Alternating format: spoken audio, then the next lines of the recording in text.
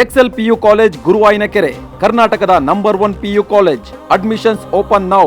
ಮತ್ತೆ ದೆಹಲಿ ಯಾತ್ರೆಯನ್ನ ಕೈಗೊಳ್ತಾ ಇದ್ದಾರೆ ಡಿಕೆ ಶಿವಕುಮಾರ್ ಹಾಗೆ ಸಿದ್ದರಾಮಯ್ಯ. ಒಬ್ಬರು ನಿಯೋಜಿತ ಸಿಎಂ, ಇನ್ನೊಬ್ಬರು ಹಂಗಾಮಿ ಸಿಎಂ.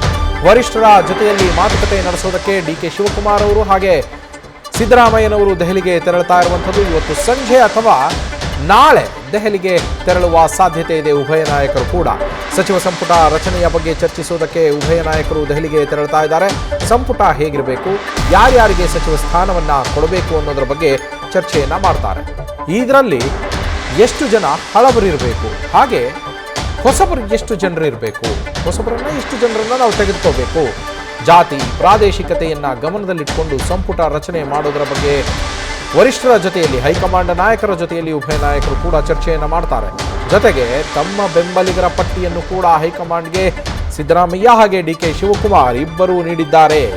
ನಮ್ಮ ಬೆಂಬಲಿಗರಿಗೂ ಕೂಡ ಅವಕಾಶವನ್ನ ಕೊಡಬೇಕು, ಜಾತಿವಾರು ಪ್ರಾದೇಶಿಕವಾರು ಹೀಗೆ ಎಲ್ಲವನ್ನ ಸರಿದೂಗಿಸಿಕೊಂಡು ನಮ್ಮ ಬೆಂಬಲಿಗರಿಗೂ ಅವಕಾಶವನ್ನ ಕೊಡುವ ನಿಟ್ಟಿನಲ್ಲಿ ನಾವು ಕಾರ್ಯಪ್ರವೃತ್ತರಾಗಬೇಕು. ಸಂಪುಟ ರಚನೆಯಲ್ಲಿ ಅದರ ರೂಪುರೇಷೆ ಹೇಗಿರಬೇಕು ಅನ್ನೋದರ ಬಗ್ಗೆ ಚರ್ಚೆ ಮಾಡೋದಕ್ಕೆ ಡಿಕೆ ಶಿವಕುಮಾರ್ ನಿಯೋಜಿತ ಸಿಎಂ ಹಾಗೆ ಹಂಗಾಮಿ ಸಿಎಂ ಆಗಿರುವಂತಹ ಸಿದ್ದರಾಮಯ್ಯನವರು ಇಬ್ಬರೂ ಕೂಡ ದೆಹಲಿಗೆ ತೆರಳುತ್ತಾ ಇದ್ದಾರೆ. ಇವತ್ತು ಸಂಜೆ ಅಥವಾ ನಾಳೆ ಅವರು ದೆಹಲಿಗೆ ತೆರಳುವ ಸಾಧ್ಯತೆ ಇದೆ.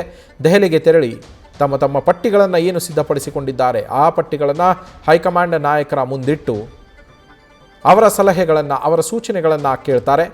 ಹಾಗೆ ಇಲ್ಲಿಯ ಪರಿಸ್ಥಿತಿಗಳನ್ನು ಕೂಡ ಅದರ ವಿವರಣೆಯನ್ನೂ ಕೊಡ್ತಾರೆ. ಜೊತೆಗೆ ಎಲ್ಲಕ್ಕಿಂತಲೂ ಮುಖ್ಯವಾಗಿ ತಮ್ಮ ತಮ್ಮ ಬೆಂಬಲಿಗರೇನಿದ್ದಾರೆ ಅವರಿಗೆ ಅವಕಾಶ ಕೊಡಿಸುವ ಜವಾಬ್ದಾರಿಯೂ ಅವರ ಮೇಲಿರೋದ್ರಿಂದ ಅವರ ಪರವಾಗಿ ಬ್ಯಾಟಿಂಗನ್ನು ಕೂಡ ಮಾಡುವ ನಿರೀಕ್ಷೆಗಳು ಜಾಸ್ತಿ ಇರುವಂಥದ್ದು.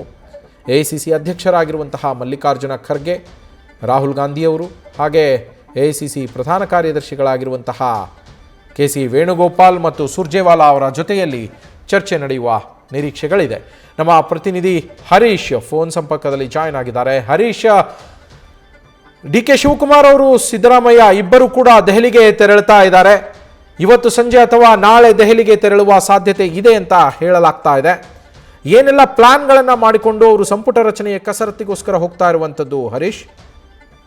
ನವೀನ್, ಬಹಳ ಮುಖ್ಯವಾಗಿರುವಂತದ್ದು ನಿನ್ನೆ ಅಷ್ಟೇ ನೂತನ ಶಾಸಕಾಂಗ ಪಕ್ಷದ ನಾಯಕರಾಗಿ ಕೂಡ ಡಿಕೆ ಶಿವಕುಮಾರ್ ಅವರು ಆಯ್ಕೆ ಆಗಿದ್ದಾರೆ. ಸರ್ಕಾರ ರಚನೆಗೆ ಕೂಡ ಈಗ ಸಿದ್ಧತೆ ನಡೆಸ್ತಿದ್ದಾರೆ. ಸೊ 3ನೇ ತಾರೀಕು ಅವರು ಪ್ರಮಾಣ ವಚನವನ್ನು ಕೂಡ ಸ್ವೀಕರಿಸೋದಕ್ಕೆ ಈಗಾಗಲೇ ದಿನಾಂಕ ಕೂಡ ನಿಗದಿಯಾಗಿದೆ. ಸೊ ಉಳಿದಂತೆ ಇರುವಂತದ್ದು ಸಚಿವ ಸಂಪುಟ ರಚನೆ ಆಗಿರ್ಬೋದು, ಸೊ DCM ಹುದ್ದೆ ಸೃಷ್ಟಿ ಸೇರಿದಂತೆ ಹಲವು ವಿಚಾರಗಳಿಗೆ ಸಂಬಂಧಪಟ್ಟ ಇನ್ನೂ ಸ್ಪಷ್ಟ ರೂಪ ಸಿಗದೇ ಇರುವಂತಹ ಹಿನ್ನೆಲೆಯಲ್ಲಿ ಹೈಕಮಾಂಡ್ ನಾಯಕರ ಜೊತೆ ಚರ್ಚಿಸಲು ಮತ್ತೊಮ್ಮೆ ದೆಹಲಿ ಯಾತ್ರೆ ಕೈಗೊಳ್ಳೋದಕ್ಕೆ ಸಿದ್ದರಾಮಯ್ಯ ಮತ್ತೆ ಡಿಕೆ ಶಿವಕುಮಾರ್ ಮುಂದಾಗಿದ್ದಾರೆ ಅಂತ ಹೇಳಲಾಗ್ತದೆ.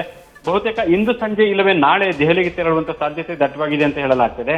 ಸಚಿವ ಸಂಪುಟದ ಸ್ವರೂಪ ಹೇಗಿರಬೇಕಾಗುತ್ತೆ, ಯಾವ ಮಾನದಂಡವನ್ನ ಅನುಸರಿಸಿಕೊಂಡು ನೂತನ ಸಚಿವ ಸಂಪುಟ ರಚನೆ ಮಾಡಬೇಕು ಅನ್ನುವಂತ ನಿಟ್ಟಿನಲ್ಲಿ ಹೈಕಮಾಂಡ್ ನಾಯಕರ ಜೊತೆ ಚರ್ಚೆಯನ್ನು ನಡೆಸಬೇಕಾಗುತ್ತೆ. AICC ಅಧ್ಯಕ್ಷ ಮಲ್ಲಿಕಾರ್ಜುನ ಖರ್ಗೆ ಮತ್ತೆ AICC ಪ್ರಧಾನ ಕಾರ್ಯದರ್ಶಿ KC ವೇಣುಗೋಪಾಲ್, ಉಸ್ತುವಾರಿ ಸುರ್ಜೇವಾಲಾ ಸೇರಿದಂತೆ ಎಲ್ಲ ನಾಯಕರ ಜೊತೆ ಸಿದ್ದರಾಮಯ್ಯ ಡಿಕೆ ಶಿವಕುಮಾರ್ ಅವರು ಕೂಡ ಚರ್ಚೆ ನಡೆಸಬೇಕಾಗತ್ತೆ. ಈಗಾಗಲೇ ಡಿಕೆ ಶಿವಕುಮಾರ್ ಮತ್ತೆ ಸಿದ್ದರಾಮಯ್ಯ ಇಬ್ಬರು ಕೂಡ ಪ್ರತ್ಯೇಕವಾಗಿ ತಮ್ಮ ಬೆಂಬಲಿಗರ ಪಟ್ಟಿಯನ್ನ ಕೂಡ ಹೈಕಮಾಂಡ್ ನಾಯಕರಿಗೆ ಕೊಟ್ಟು ಬಂದಿದ್ದಾರೆ. ಸೊ ಹಾಗಾಗಿ ಆ ಒಂದು ಸಚಿವ ಸಂಪುಟದಲ್ಲಿ ಯಾರೆಲ್ಲ ಇರ್ಬೇಕಾಗತ್ತೆ, ಯಾರಿಗೆಲ್ಲ ಅವಕಾಶ ಕೊಡಬೇಕಾಗತ್ತೆ ಅನ್ನುವಂತ ನಿಟ್ಟಿನಲ್ಲಿ ಕೂಡ ಅಂತಿಮ ಚರ್ಚೆ ಆಗ್ಬೇಕಾಗಿದೆ. ಸೊ ಈ ಹಿನ್ನೆಲೆಯಲ್ಲಿ ದೆಹಲಿಗೆ ತೆರಳುತ್ತಿರುವಂತಹ ಸಿದ್ದರಾಮಯ್ಯ ಮತ್ತೆ ಡಿಕೆ ಶಿವಕುಮಾರ್ ಅವರು ಸಂಪುಟ ರಚನೆಗೆ ಸಂಬಂಧಪಟ್ಟಂಗೆ ಹೈಕಮಾಂಡ್ ನಾಯಕರ ಜೊತೆ ಚರ್ಚೆ ನಡೆಸ್ತಾರೆ ಅಂತ ಹೇಳಲಾಗ್ತದೆ. ಅದಕ್ಕಿಂತಲೂ KPCC ಅಧ್ಯಕ್ಷ ಸ್ಥಾನದ ವಿಚಾರವಾಗಿ ಕೂಡ ಚರ್ಚೆ ನಡೆಯಲಿದೆ ಅಂತ ಹೇಳಲಾಗ್ತದೆ. ಅಂದ್ರೆ ಡಿಕೆ ಶಿವಕುಮಾರ್ ಅವರು KPCC ಅಧ್ಯಕ್ಷ ಸ್ಥಾನವನ್ನು ವಹಿಸಿಕೊಂಡಿದ್ರೆ ಈಗ ಮುಖ್ಯಮಂತ್ರಿಯಾಗಿ ಪ್ರಮಾಣ ವಚನ ಸ್ವೀಕರಿಸೋದಕ್ಕೆ ದಿನಗಳನ್ನೇ ಆರಂಭವಾಗಿರುವಂತಹ ಹಿನ್ನೆಲೆಯಲ್ಲಿ ಅವರ ರಾಜಿನ ತೆರವಾಗುವಂತಹ KPCC ಸಾರಥ್ಯವನ್ನು ಯಾರಿಗೆ ಕೊಡಬೇಕು ಅನ್ನುವಂತ ನಿಟ್ಟಿನಲ್ಲಿ ಮಹತ್ವದ ಚರ್ಚೆ ಕೂಡ ಹೈಕಮಾಂಡ್ ಮಟ್ಟದಲ್ಲಿ ನಡೆಯುತ್ತೆ. ಈಗಾಗಲೇ ಕೂಡ ಪರಮೇಶ್ವರ ಹೆಸರು ಜೊತೆಗೆ ಸತೀಶ್ ಜಾರಕಿಹೊಳಿ, BK ಹರಿಪ್ರಸಾದ್ ಹೆಸರು ಕೂಡ ಮುಂಚೂಣಿಯಲ್ಲಿ ಬಂದಿದೆ. ಹಾಗಾಗಿ ಬಹುತೇಕ ಕೂಡ ಸತೀಶ್ ಜಾರಕಿಹೊಳಿ ಅವರಿಗೆ ನೀಡುವಂತ ಸಾಧ್ಯತೆ ಇದೆ ಅನ್ನುವಂತ ಮಾತುಗಳು ಕೇಳಿ ಬರ್ತಿದ್ದಾವೆ. ಸಚಿವ ಸ್ಥಾನದ ಜೊತೆಗೆ KPICC ಅಧ್ಯಕ್ಷ ಸ್ಥಾನವನ್ನ ಕೂಡ ಕೊಡುವಂತ ಸಾಧ್ಯತೆ ಇದೆ ಅಂತ ಹೇಳಲಾಗ್ತದೆ. ಅಂದ್ರೆ ಇನ್ನು ಮುಂದೆ 2 ವರ್ಷಗಳು ಮಾತ್ರ ಬಾಕಿ ಇದೆ 2028ರ ವಿಧಾನಸಭಾ ಚುನಾವಣೆಗೆ. ಈ ಹಿನ್ನೆಲೆಯಲ್ಲಿ ಈಗಲಿಂದಲೇ ಕೂಡ ಪಕ್ಷವನ್ನ ಸದೃಢಗೊಳಿಸಬೇಕಾಗತ್ತೆ, ಸಂಘಟನಾತ್ಮಕವಾಗಿ ಗಟ್ಟಿಗೊಳಿಸಬೇಕಾಗತ್ತೆ. ಸೊ ಹಾಗಾಗಿ ಯಾರಿಗೆ ಸಾರಥ್ಯವನ್ನು ಕೊಡಬೇಕು ಅನ್ನುವಂತ ನಿಟ್ಟಿನಲ್ಲಿ ಗಂಭೀರ ಚರ್ಚೆ ನಡೆದಿದೆ. ಒಂದು ಹಂತದಲ್ಲಿ ಕೂಡ ಈ ಹಿಂದೆ 8 ವರ್ಷಗಳ ಕಾಲ KPCC ಅಧ್ಯಕ್ಷರಾಗಿದ್ದಂತ ಪರಮೇಶ್ವರ್ ಅವರಿಗೆ ಮತ್ತೆ ಅವಕಾಶ ಕೊಡುವಂತ ಸಾಧ್ಯತೆ ಇದೆಯಾ ಅನ್ನುವಂತ ಚರ್ಚೆಗಳು ಕೇಳಿ ಬರ್ತಿದೆ. ಪರಮೇಶ್ವರ್ ಅವರು ಕೂಡ ಸಚಿವ ಸ್ಥಾನದ ಆಕಾಂಕ್ಷಿ ಆಗಿದ್ದಾರೆ. ಅವರು DCM ಮತ್ತೆ ಸಚಿವ ಸ್ಥಾನವನ್ನ ಅಲಂಕರಿಸಬೇಕು ಅನ್ನುವಂತ ನಿಟ್ಟಿನಲ್ಲಿ ಆಕಾಂಕ್ಷಿ ಆಗಿದ್ದಾರೆ ಅಂತ ಹೇಳಲಾಗ್ತಿದೆ. ಜೊತೆಗೆ ಉಪಮುಖ್ಯಮಂತ್ರಿ ಸ್ಥಾನವನ್ನ ಸೃಷ್ಟಿ ಮಾಡಬೇಕೋ ಬೇಡವೋ ಅನ್ನುವಂತ ನಿಟ್ಟಿನಲ್ಲಿ ಕೂಡ ಚರ್ಚೆ ಆಗ್ತಿದೆ.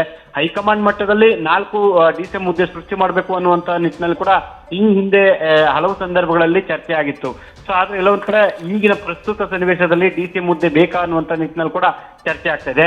ಈಗಾಗಲೇ DK ಶಿವಕುಮಾರ್ ಅವರು ಯಾವುದೇ DCM ಹುದ್ದೆ ಬೇಡ ಅನ್ನುವಂತ ನಿಟ್ಟಿನಲ್ಲಿ ಕೂಡ ಒತ್ತಡ ಹಾಕುವಂತ ಒಂದು ಪ್ರಯತ್ನ ಮಾಡಿದ್ರು. ಆದ್ರೆ ಬಲ್ಲಮೂಲಗಳ ಪ್ರಕಾರ 1 ಅಥವಾ 2 DCM ಹುದ್ದೆಯನ್ನು ಸೃಷ್ಟಿಸುವಂತ ಸಾಧ್ಯತೆ ಇದೆ ಅಂತ ಹೇಳಲಾಗ್ತಿದೆ. DK ಶಿವಕುಮಾರ್ ಅವರು ಒಕ್ಕಲಿಗ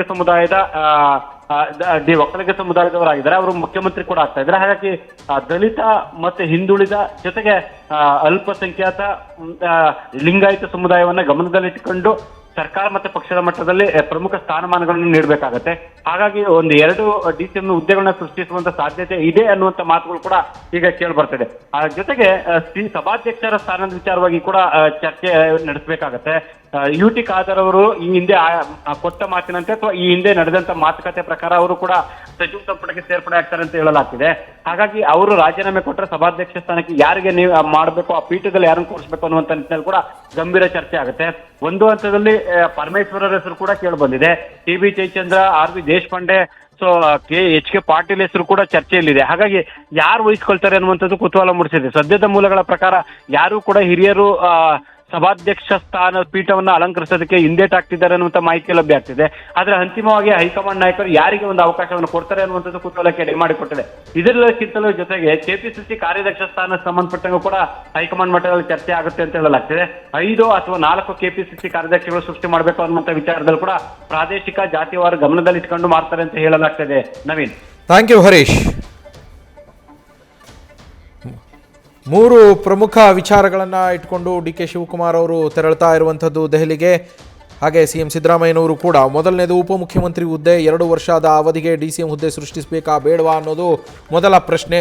DCM ಹುದ್ದೆ ಸೃಷ್ಟಿಸಬೇಕಾದಂತಹ ಪರಿಸ್ಥಿತಿ ಬಂದರೆ ಎಷ್ಟು DCM ಹುದ್ದೆಗಳನ್ನು ಸೃಷ್ಟಿ ಮಾಡಬೇಕು, 2 ಅಥವಾ 4 ಅನ್ನೋದು ಒಂದು ಪ್ರಶ್ನೆ ಇದೆ. ಈಗಾಗಲೇ ಒಕ್ಕಲಿಗ ಸಮುದಾಯಕ್ಕೆ CM ಸ್ಥಾನ ಸಿಗ್ತಾ ಇರೋದ್ರಿಂದ ಬೇರೆ ಸಮುದಾಯಗಳನ್ನು ಕೂಡ ಗಮನದಲ್ಲಿಟ್ಟುಕೊಂಡು ಅವರುಗಳು ಅದರ ಮತದಾರರು ಅತೃಪ್ತರಾಗದಂತೆ ನೋಡಿಕೊಳ್ಳುವ ನಿಟ್ಟಿನಲ್ಲಿ DCM ಸ್ಥಾನವನ್ನು ನೀಡೋ ಬಗ್ಗೆ ಚರ್ಚೆಯನ್ನು ನಡೆಸಲಾಗ್ತಾ ಇದೆ. ಗೊಂದಲಗಳಿಗೆ ಅವಕಾಶವೇ ಇಲ್ಲದಂತೆ DCM ಸೃಷ್ಟಿಸಬಾರದು ಅನ್ನೋ ಚರ್ಚೆ ಕೂಡ ನಡೀತಾ ಇದೆ. DCM ಹುದ್ದೆಯನ್ನು ಸೃಷ್ಟಿಸದಂತೆ ಹೈಕಮಾಂಡ್ ಮೇಲೆ DK ಶಿವಕುಮಾರ್ ಅವರು ಒತ್ತಡವನ್ನು ಕೂಡ ಹಾಕ್ತಾ ಇದ್ದಾರೆ ಅನ್ನೋದು ಒಂದು ವಿಚಾರ. ಎರಡನೇದು KPCC ಅಧ್ಯಕ್ಷ ಸ್ಥಾನ, KPCC ಅಧ್ಯಕ್ಷ ಗಾದಿಯನ್ನು ಯಾರಿಗೆ ಕೊಡಬೇಕು ಅನ್ನೋದ್ರ ಬಗ್ಗೆ ಕೂಡ ಚರ್ಚೆ ಮಾಡೋದಕ್ಕಿದೆ.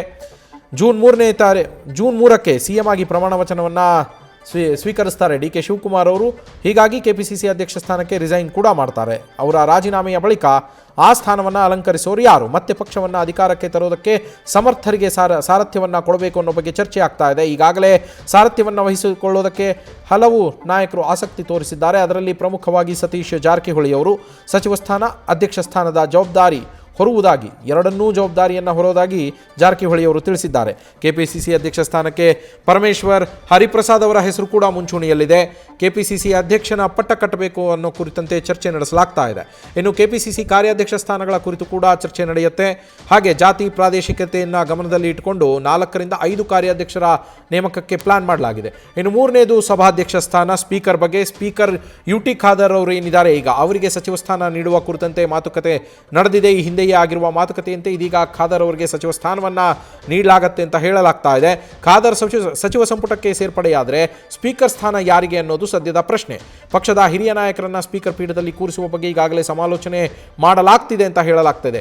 HK ಪಾಟೀಲ್ ಅವರ ಹೆಸರು, ಪರಮೇಶ್ವರ್ ಅವರ ಹೆಸರು, RV ದೇಶಪಾಂಡೆ ಹಾಗೆ TB ಜಯಚಂದ್ರ ಅವರ ಹೆಸರು ಇದರಲ್ಲಿ ಮುಂಚೂಣಿಯಲ್ಲಿ ಇರುವಂಥದ್ದು. ಈ ಎಲ್ಲ ವಿಚಾರಗಳನ್ನು ಚರ್ಚಿಸೋದಕ್ಕೆ ಸಿದ್ದರಾಮಯ್ಯ ಹಾಗೆ DK ಶಿವಕುಮಾರ್ ಇವತ್ತು ಸಂಜೆ ಅಥವಾ ನಾಳೆ ದೆಹಲಿಗೆ ತೆರಳುತ್ತಾರೆ. ನ್ಯೂಸ್ ಫಸ್ಟ್ ನಿರ್ಭೀತಿಯಿಂದ ನಿಮ್ಮ ಪರವಾಗಿ.